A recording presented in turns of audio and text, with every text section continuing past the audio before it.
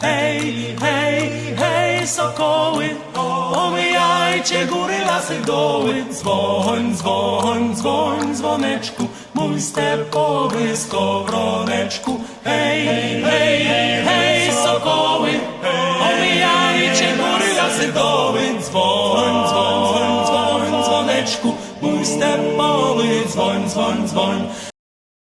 Halo, assalamualaikum semuanya. Aku Syifa, salah satu Erasmus Plus Student Mobility Scholarship Awardee yang sekarang sedang menjalani kuliah di AGH University of Krakow, Polandia. Setelah berfokus pada sisi akademik di video part 1, pada part 2 kali ini aku akan membahas sedikit tentang culture dan juga student life di Krakow, Polandia. Oke, topik pertama yang mau aku bahas adalah tentang student life. Tepatnya interaksi mahasiswa dengan dosen dan mahasiswa sesama mahasiswa ya.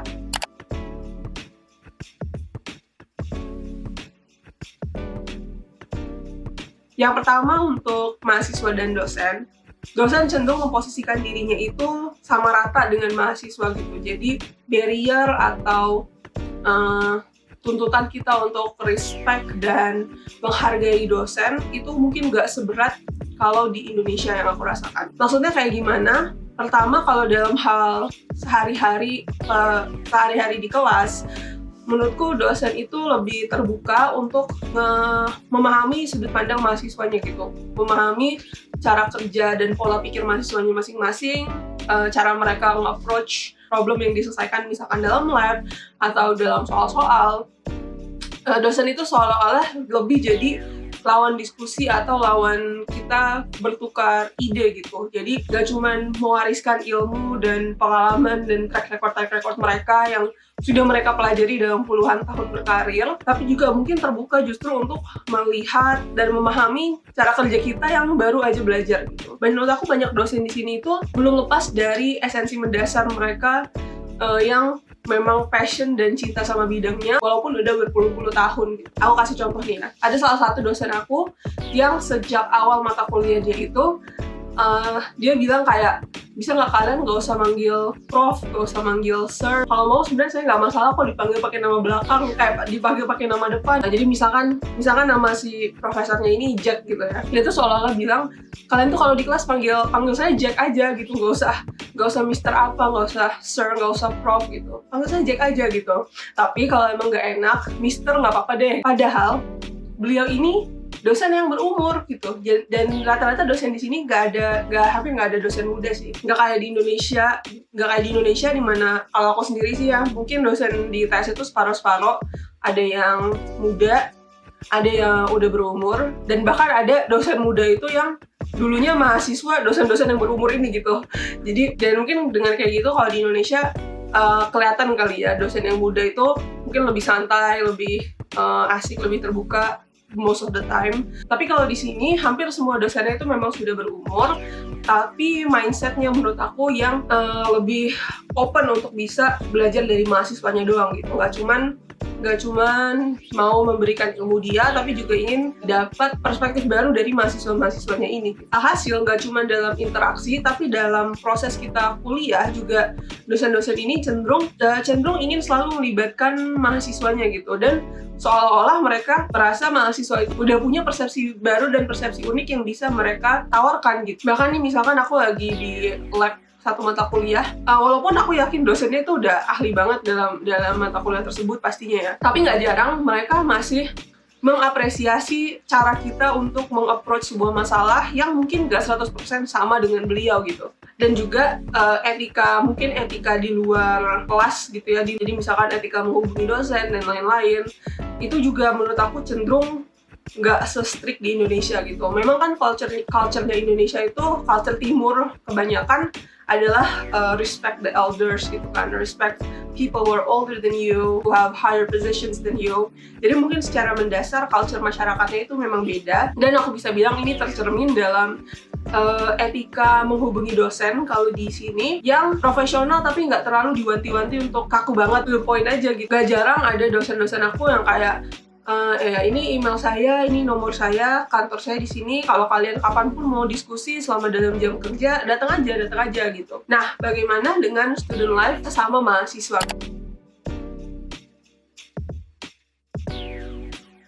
Satu hal yang menurut aku tuh cocok banget untuk mendescribe mahasiswa-mahasiswa sini adalah mereka itu benar-benar work hard, party harder. Kalau di Indonesia mungkin lebih ke work-life balance gitu ya. Jadi kerjaan jalan, main juga jalan. Atau mungkin ada juga yang tidak balance, entah worknya kebanyakan atau mainnya yang kebanyakan. Di sini juga mungkin pasti ada kasus-kasus seperti itu, tapi dominannya itu work hard atau study hard, party harder. Di sini ya selayaknya budaya barat, mungkin cenderung pemuda-pemuda apalagi yang usianya kuliahan itu orangnya party people banget. Jadi di satu sisi mahasiswanya itu rajin-rajin banget sebenarnya. Apalagi kalau aku ceritain sebelumnya kan di sini itu workload-nya terbilang lebih banyak daripada di Indonesia gitu ya. Kayak tugas-tugas itu lebih banyak dan cenderung lebih berat. Itu aja aku yang sebagai mahasiswa internasional gitu. Kalau dilihat-lihat sih mahasiswa yang Polandianya lebih berat lagi demand-nya.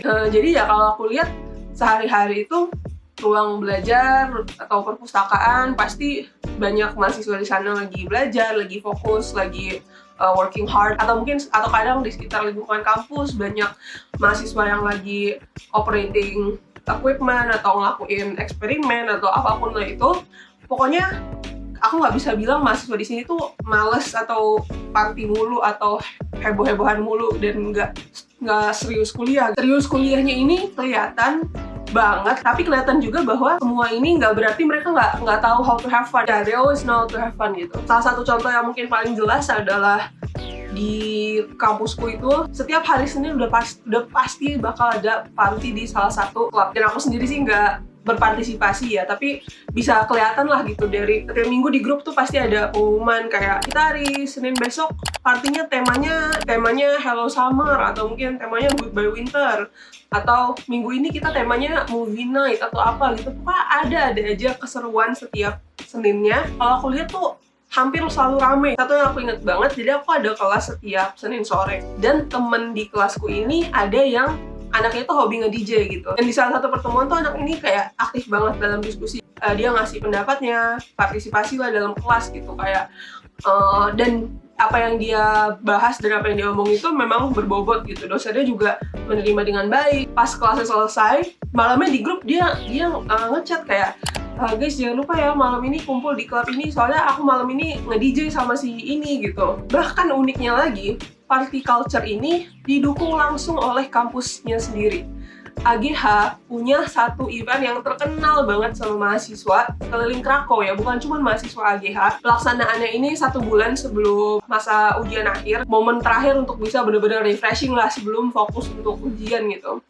Dan di pekan ini tuh kuliah itu diliburin 3 hari. Jadi dari kampus aja ngeliburin kuliah demi si mahasiswa-mahasiswa ini bisa party gitu. Nah, tapi nggak berarti satu-satunya cara untuk have fun di sini adalah cuma melalui party gitu. Karena aku sendiri bukan anak party, tapi prinsip work hard, play harder itu tetap terasa gitu. Karena misalkan kalau aku mungkin lebih suka traveling gitu ya, dan banyak juga mahasiswa-mahasiswa lain yang hobi traveling juga gitu. Dan ya mirip-mirip aja gitu. Setiap minggunya mereka kuliah dengan sangat serius, terus nanti di weekend tiba-tiba udah keliling kemana, udah jalan-jalan. Kayak misalkan ya waktu itu aku sama temen-temenku kan mau jalan ke luar kota, dan di halte itu kita nemu banyak banget kumpulan orang-orang gitu. Yang ini kalian mau kemana? Terus ternyata mereka mau pergi hiking minggu itu. Terus ada lagi satu kelompok lain yang ya kita hari ini mau ke Jerman nih, mau jalan-jalan ngeliat ini. Pokoknya ya kayak gitu deh. Kembali lagi ke prinsip work hard, play harder, work hard, party harder. Keren banget. Selanjutnya aku membahas tentang culture and society.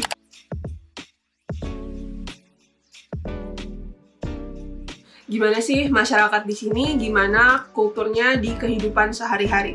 Well, menurut aku kata yang paling tepat mungkin untuk mendeskripsikan culture masyarakat di sini secara singkat adalah minding your own business. Maksudnya kayak gimana? Di sini orangnya rata-rata ramah, respectful, tapi mungkin nggak friendly banget sama orang-orang yang nggak dikenal. Hal sederhana kayak interaksi antara pengguna kendaraan sama pejalan kaki. Ketika ada penyeberangan atau zebra cross, pasti pengendara mobil paham bahwa mereka harus mendahulukan pejalan kaki. Mereka pasti nungguin kita, kemungkinan besar jarang banget mereka ngelakson atau kayak gimana. Pokoknya sangat respectful. Di public transport, pasti orang di sini tuh teratur dan mendahulukan yang turun sebelum mereka naik. Ketika ada lansia atau difabel, pasti didahulukan untuk duduk di tempat-tempat prioritas. Tapi di luar itu, rata-rata mereka minding their own business aja gitu, ngurus kehidupannya masing-masing. Di luar hal-hal kayak basic respect, mungkin secara umum ada sedikit kesan dingin gitu ya. Dan aku juga ngomong ini sama beberapa temanku lain yang bukan dari Polandia. Mereka juga ngerasa orang Polandia ini ya emang ngurus kehidupannya masing-masing gitu, kayak nggak terlalu friendly, nggak terlalu open banget, kecuali kita emang lingkungan kampus, di dalam kelas, di tempat-tempat dimana orang itu emang berkumpul untuk satu tujuan yang sama. Itu sih mereka biasanya baik-baik gitu. Tapi kalau di tempat umum nih, kayak misalkan di restoran atau di toko, kadang itu mungkin kayak staff dan pekerja-pekerjanya itu ya biasa aja gitu, nggak friendly banget. Mungkin nggak se-friendly orang-orang di Indonesia atau di negara-negara lain. What have been some culture shocks that you've experienced? In Mexico, we are so friendly. If we make visual contact with a stranger, good morning, good night. And right here, you go to the people and say, Dzień dobry, and the people is, why are you invading my space? They're like an onion. The layers, you need to move it every time, and they love to do this art. Pastinya ini nggak di semua tempat dan nggak semua orang seperti ini ya, tapi secara keseluruhan memang terkadang kesannya mereka agak lebih dingin. Nah, tapi prinsip minding your own business ini menurut aku ada bagusnya juga, karena mungkin aku merasa orang yang berbeda itu akan cenderung aman di sini gitu. Kayak di Polandia kayaknya hampir nggak pernah ada berita terkait diskriminasi atau violence terhadap kelompok-kelompok tertentu. Aku juga sebagai pemakai hijab, kayaknya alhamdulillah nggak pernah mengalami treatment berbeda atau diskriminasi atau bahkan Islamofobia gitu ya. Aku alhamdulillah nggak pernah merasakan sama sekali.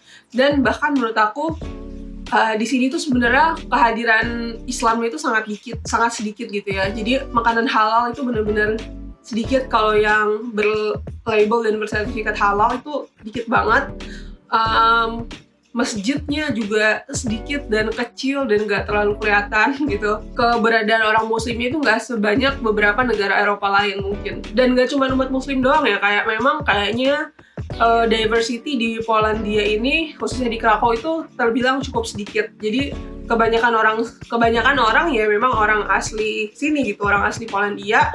Paling mungkin sekarang karena udah summer jadi lebih banyak turis gitu, tapi kelihatan banget sih perbedaannya antara dulu beberapa bulan yang sebelumnya kebanding sekarang waktu udah summer dan banyak turis. Baru sekarang kelihatan banyak orang dengan etnik yang berbeda-beda gitu. Dan dari sana aku bisa asumsikan bahwa memang masyarakat di Polandia ini untuk standar Eropa itu terbilang lebih homogen gitu ya.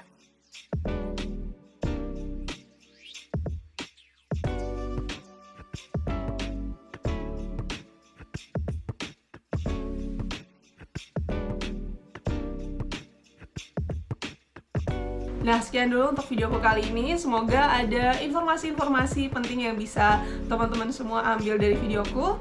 Jangan lupa tunggu video-video selanjutnya, karena aku masih akan membahas lebih banyak lagi tentang pengalamanku sekarang dan pengalaman-pengalamanku ke depannya. Jadi, see you on the next video. Terima kasih banyak. Wassalamualaikum warahmatullahi wabarakatuh.